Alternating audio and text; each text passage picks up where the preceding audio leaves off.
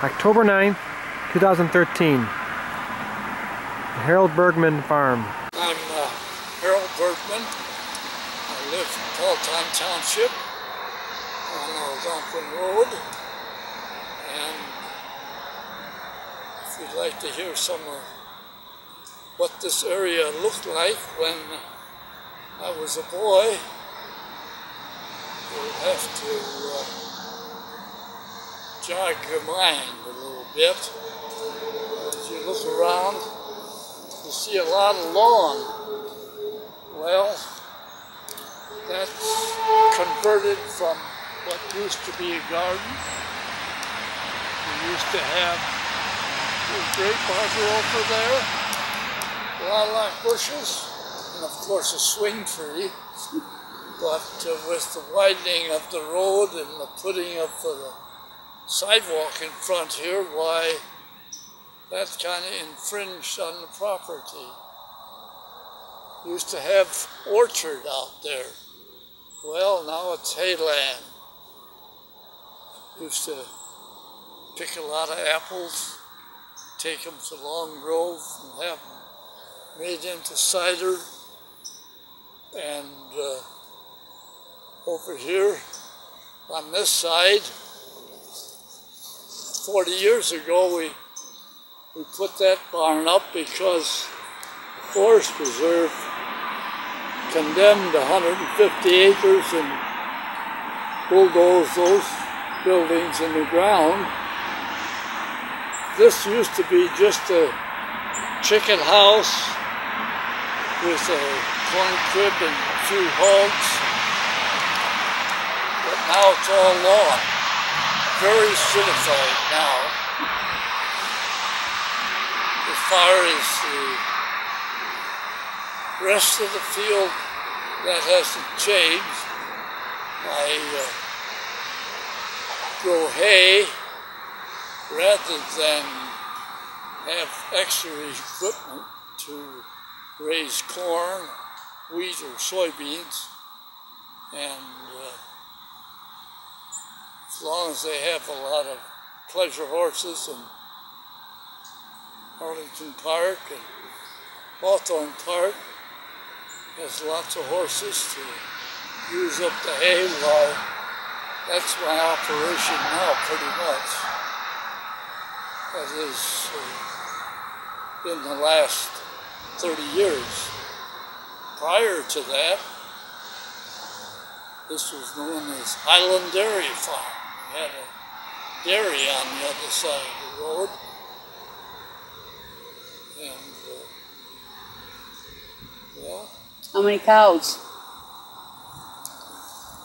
Oh, it varied depending on how productive they were. Well, we'd keep them, and if they weren't very productive, why, we'd ship them to market as cutters and canners, and then we'd replace them with some young stock that we would grow. And, well, that gives my brother and myself something to do, because they didn't worry about child labor at that time. If we were big enough to help, why, we were welcome, whether it was running errands, cutting weeds, helping pick apples or grapes or whatever it was. Why, we didn't spend our time playing ball or soccer or anything like that. There wasn't any parks or clubs around at that time. Where'd you go to school here? Grammar school? Grammar school was down here about 1 block, District 18. The Palatine Township had a number of district schools, and this one was only about a block away. And we started there. Even that, my brother and I went there, my sister went there, but when I came back home, after teaching, why, my children went there, but the WPA improved it by putting a water extension over to it, putting a basement under with toilets and oil heat, and this was 2 or 3 years before District 15 consolidated. This district was 2 years late at joining them because they felt they had it so good here that they didn't join right away, but they eventually did. My daughter went to Palatine, graduated from 8th grade there, and that was the transition period from district schools to District 15. But my transition was from the District 18 back in 28.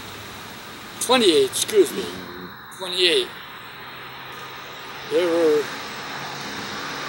class members that they had transferred from the Ridge Street Grade School, where they had the high school classes in the basement. But our class, which was a class of 33, we spent 4 years in the new building. And, that was a big thing with the athletic field, and invitational track meets, and things like that started in Palatine in the early 30s. And then my brother was 2 years younger than I, so when I graduated, I helped at home for 2 years until he graduated. And then some miracle happened that I was sent off to University of Illinois for 4 years. That started in 35, ended in 39 with a degree in teaching as well as general ag, so I had an agency get me a job, and I ended up over in Indiana teaching high school. After 4 years, Dad's health was failing, and the department was losing all their boys to the Army, so I came back home to help my dad. And at that time, I had been married a couple of years and had a son, and we lived in the upstairs here. My brother had been living up there. He had got married earlier, so my grandfather retired to a house in Palatine. My folks had moved downstairs, and the upstairs was empty, so moved in there. Yeah. Of course, a lot of things were happening in this, not only the war, but our church needed a new pastor, so they invited me on the board to work out a plan for a new pastor. And then we were thinking about a fire district. We set up a committee with the appointment of the judge in Chicago to organize the rural fire district. Shortly after that, why the Extension Service was interested in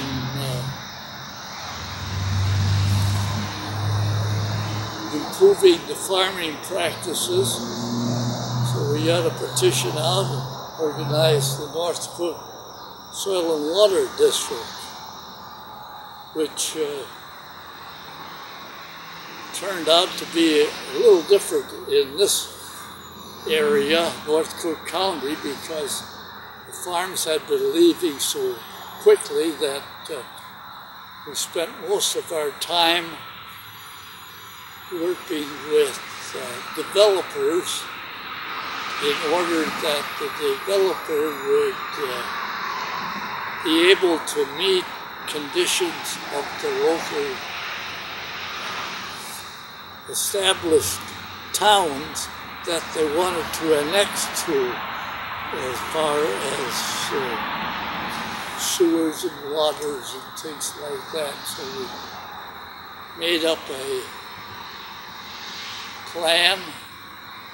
We didn't have any authority, but we did have valuable suggestions that they could follow. And this plan that was developed by our district was adopted throughout the state for development that went on in the 50s, 60s at that time, when there was a lot of developing going on. Oh, I spent some time on the extension service as well. But don't forget, when you're a dairy farmer, you start out milking cows in the morning and you end up milking them at night. So we don't get too far away from the farm for too long. You mentioned the church down the road. You're talking about St. John's? Yes. Did not your family donate the land for that church? Well, that's just a little bit vague. Mr. Johnson supposedly donated some land. Originally, they met in the grade schools. Then they had a little building across from the creamery and the tavern, which didn't set too well. So when they got property donated further east, down where it is now, why they abandoned this. So actually, the building caught fire and burned up. So that's how they got located in the place where they were, or now I should say, because that was in 1880 something that they built the first church there, which burnt down by lightning in 9 years and got the same contractor to build it back up again. And it's been there ever since. It organized in the 1860s, so it's been 1846. That's when it's when did your family first come here? 160 some years old now. When did your family first come here? Beg your pardon? When did your family first come here? From, was it Alsace-Lorraine? Well, my grandfather, I don't know whether he was born here or whether he was a baby when they brought him over. That was in 1852. And your grandfather's name is? Daniel. Daniel. Senior, and then he named his son Daniel, which became Junior, so that was my father. Okay.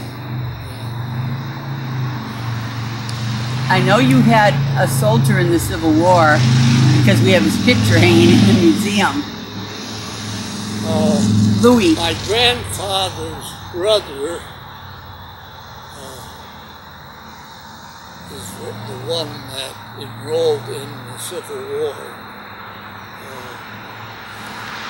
I guess the Historical Society knows as much about that as I do. But I think maybe it's your nephew, Robert Bergman, gave us a letter that Marge, who wrote it? Mama or Louis? I think Louis wrote it to his mother. To his mother, and she speaks German, so she was able to translate it for us. It was a very interesting thing.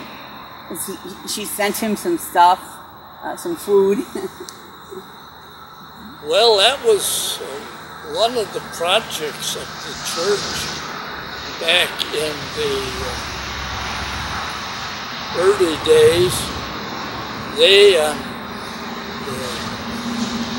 12 other churches, Palatine and neighboring ones, helped start the Bentonville orphanage at Old Folks' Home, and then because there were a lot of farmers, they used to take vegetables and cheese and things to the home instead of giving them money, which happens now.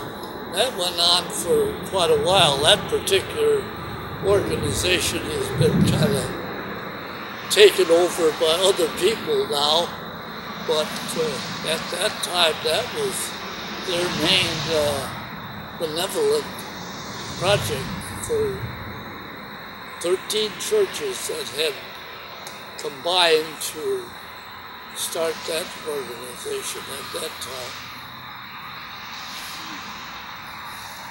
How has farming changed from when your father did it to when you were doing it? Well, my grandfather built such a big house because he was a great person for taking in orphans, and because so much is done by hand, they needed a lot of help. And he put the upstairs with all bedrooms for the hired help and the orphans. Of course, after 1900, everything changed so much that my dad changed it into living quarters when he got married, and that was kind of the end of the need for so many extra hands. As far as the type of farming, yes, we had horses, and up until, well, I drove horses. My brother drove horses for a few years, but during the 30s, quite a few tractors came on the scene at that time, and of course the crops that we raised for the dairy, the corn and hay, grain, pretty much the same crop year after year, alternate fields of course, even though the work was a little easier with the tractors instead of the horses. Yeah, that was a big difference. How many people would be working the farm? Well, I remember as a boy we had a hired hand all the time. And then later on, why, hired hands just weren't available. It got to be something like it is now. It just, not such a thing as a hired hand available for farming anymore. I have a kind of a unique situation now, since my wife died. For a number of years, we used to make the hay and sell it here. She used to drive the tractor, I'd handle the bales. But when she passed away, why, that kind of upset my plans. And by that time, I was to where I couldn't handle the bales too well anymore, but I fortunately had some friends that needed hay. He had some horses that was racing and he worked part-time for the track, pushing the horses in the starting gate, so whenever I'd make hay, why either he or he would send someone out to help me. So that's how we've been getting along now. And I not only need a helper, but he needs some hay, so in spite of the fact that I'm supposedly batching it in the house here, why when I work in the field, I do have a helper. And that works out pretty good. What was your wife's name? Beg your pardon? What's your wife's name? My last name? Your wife's name. Wife's name. Well, that was quite an interesting thing. I met her when I was going to school down in Champaign. Her name was Elsie Kabler. She lived in Chicago. And when, after I got the teaching job, a year, we were married and we had a son down in Indiana, and then we came back here and had a daughter. But 50 years later, our daughter got ALS, Lou Gehrig's disease, so I don't have a daughter anymore. I still have a son. And my wife had passed away in 2004, why I still have a son. But she acclimated rather well to the farming. Though she was a city girl at the time, why she helped me an awful lot with it.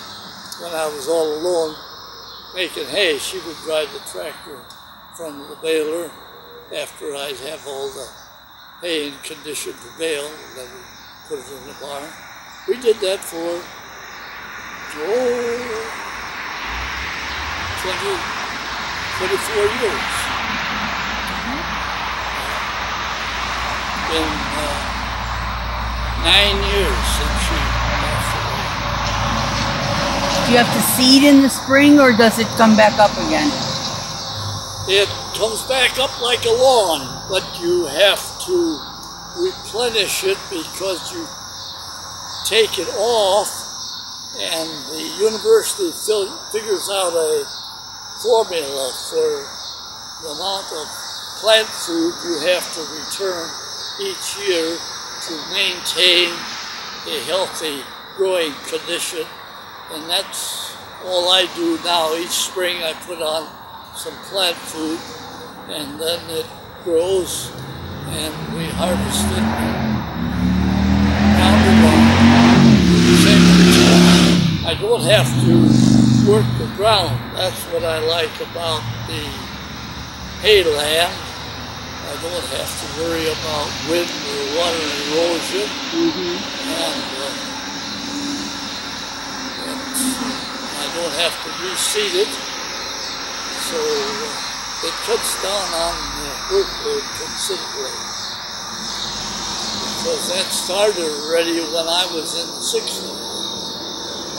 My father died in 1980, and we looked around for other farms because all that was left was what you see here, this 38 acres, because the Forest Preserve had already taken that side of the road, so there wasn't too much to work. So that made it easy.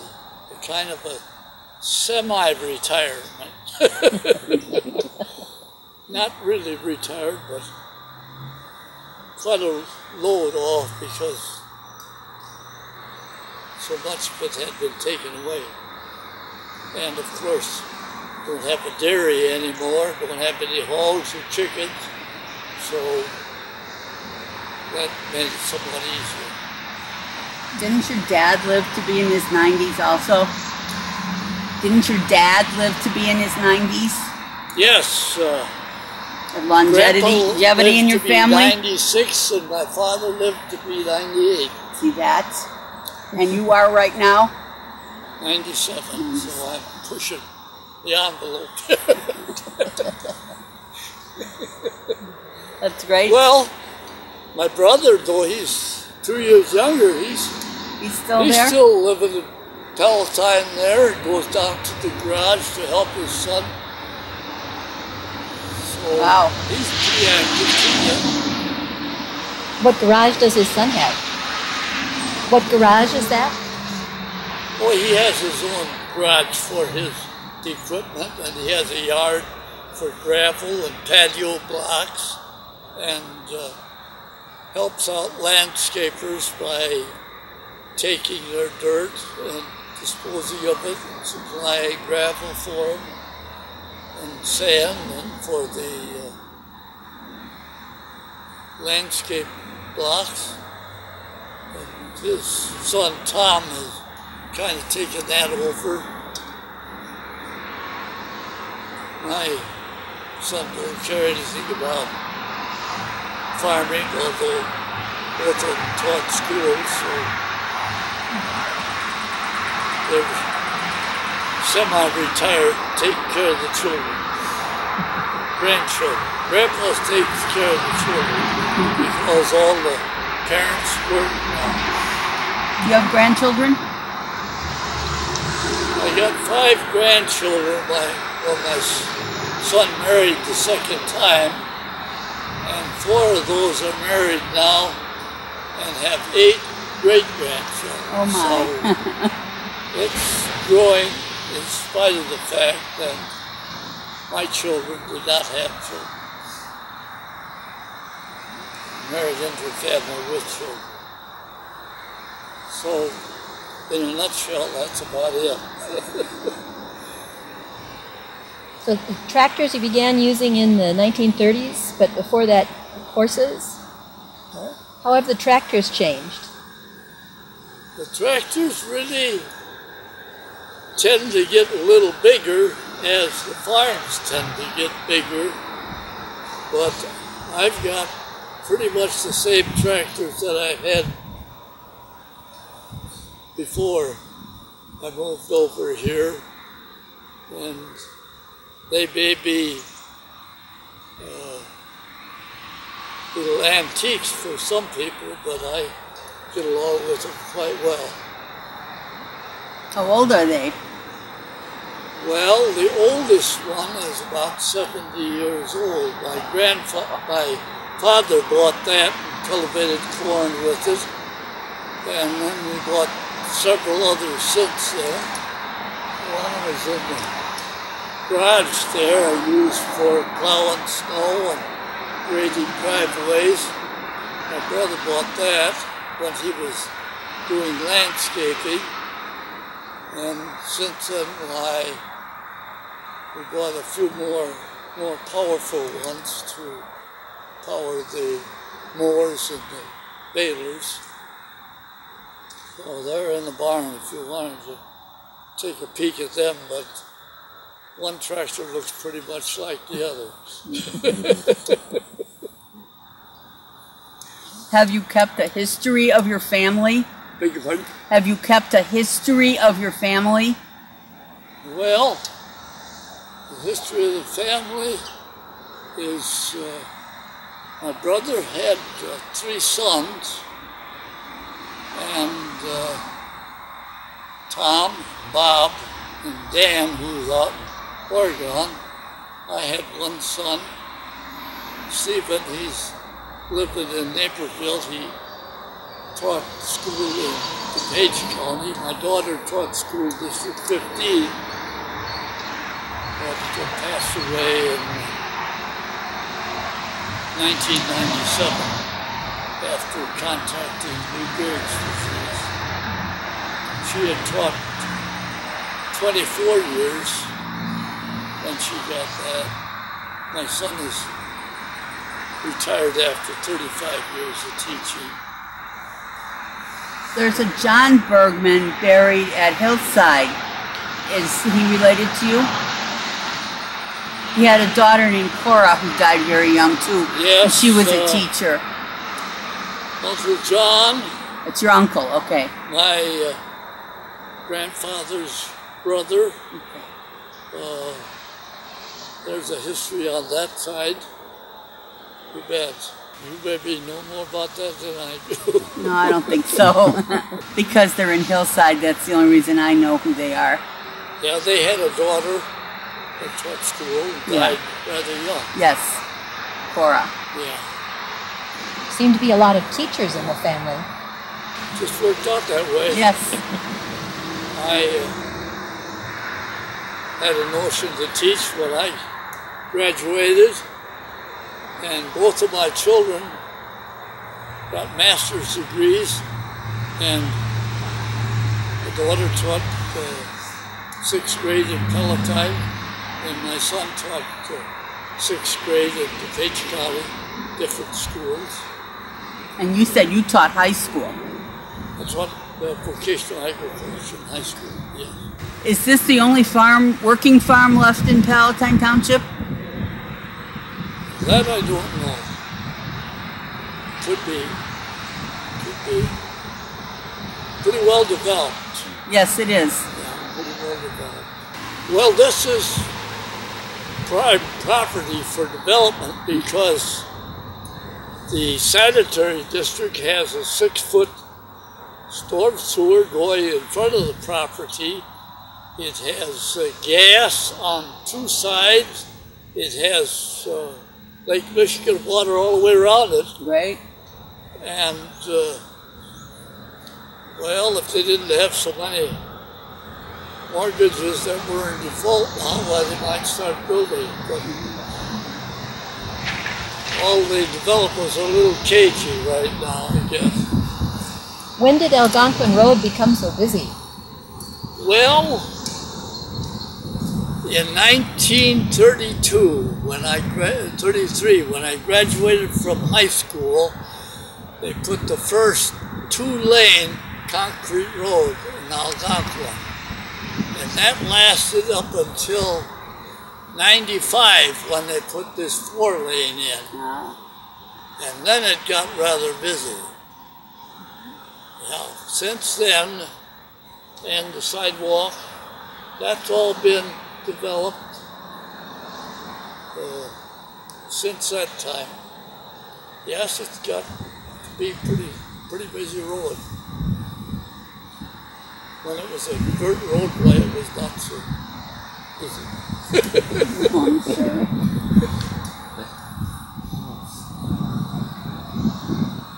There were lots of dirt roads here back then.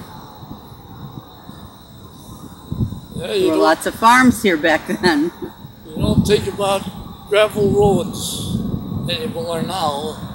You have to go pretty far west, out back, to find that. Around here, why they get around to Blacktop, they get right away. Yeah. This area has been thoroughly acidified. If it hadn't been for the racetrack and the need for hay for horses, why, that might have been different here. But that market was... Palatine Stables buy hay from you?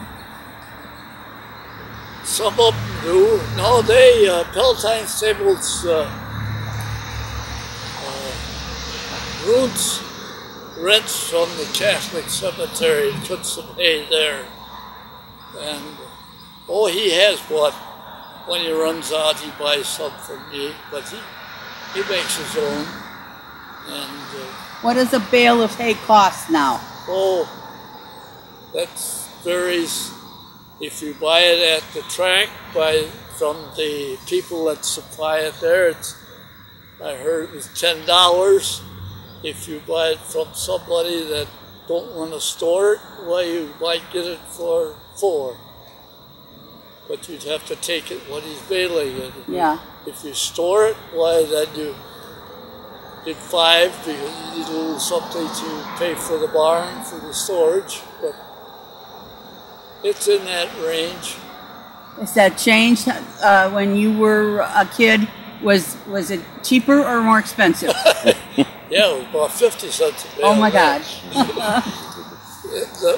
The thing that has changed is the real estate taxes has changed everything.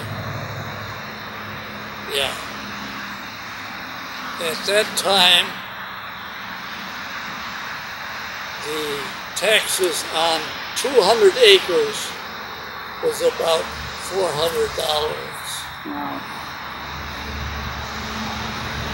And the taxes on 38 acres is $9,000 now. Whoa. So the price of the bale of hay has to kind of follow that up a little bit, Of course, yeah. they'll So you couldn't guarantee pay your your real estate. machinery. Yeah. Of course. Yes, the not only real estate taxes, but every other tax that they seem to add on to everything that you touch has made the price of everything just skyrocket. It's no different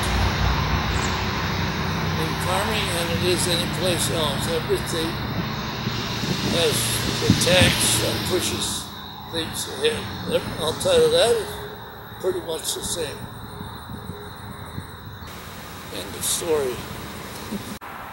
And they dug a hole and buried our farm buildings and 39 other farms that they had purchased. Not in one day, but one after the other. How many buildings were buried? Well, it was a milk house and a dairy farm, and a machine shed and a granary, and they took those up. Just pushed a little dirt away and pushed the buildings in. Wow. Toothpicks. Yeah. Covered them up. My daughter took pictures of it, but she cries whenever she looked at the pictures, so we put them away, didn't use them. Do you still have them? Still have them. Well, let's take it. We've gone over to the farm and I'll open up so you can take a look at the farm.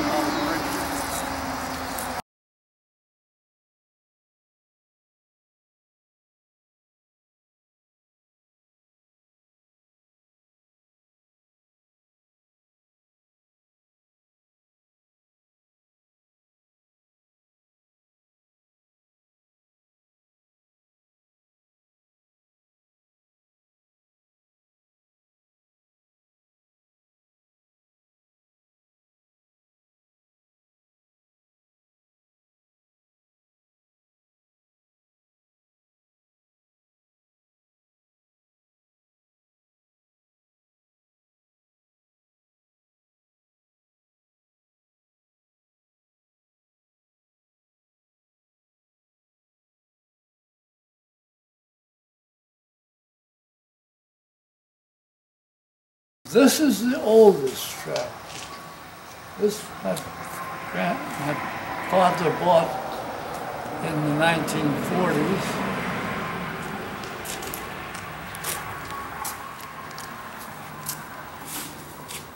And I think if you want a picture, I'll have to open those doors so that you can see open.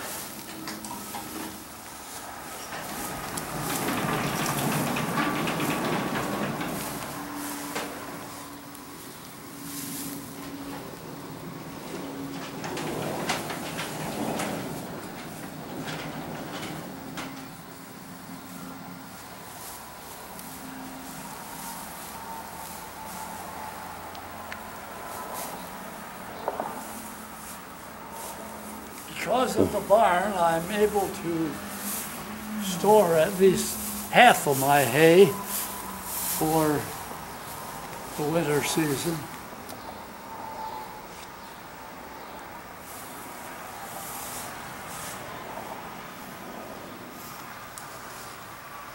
That I cut the hay with, and then I rake it in a row, and then I pack it in a bale here.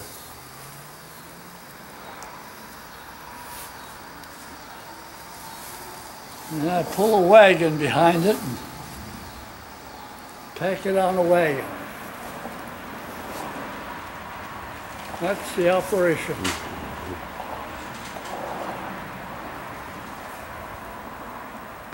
Thistle commissioner, and you'd get Had a bad. fined, or you'd have to have them cut. Yes, I remember cutting thistles by hand. I had a sickle. My scythe, I had a scythe yet, but I've loaned that out to a friend of mine who has to cut some weeds around where his horses are. And those were very useful tools at that stage. Nobody uses them now. They just get the chemical that can kill them, spray them. Yeah, I got a sprayer.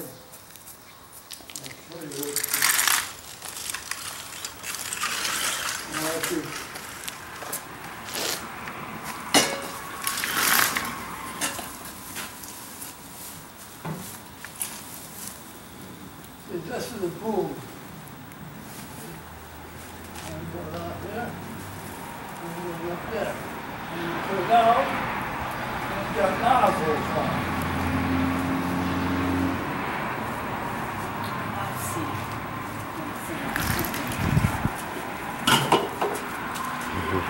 That white tank up there, with a couple of boards like this, put it on here, put the tank on there, power tank off.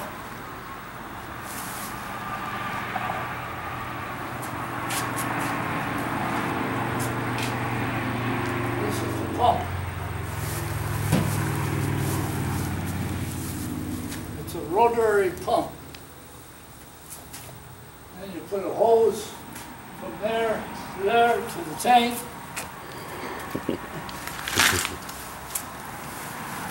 I don't have any weeds. Good. I mow it with a sickle.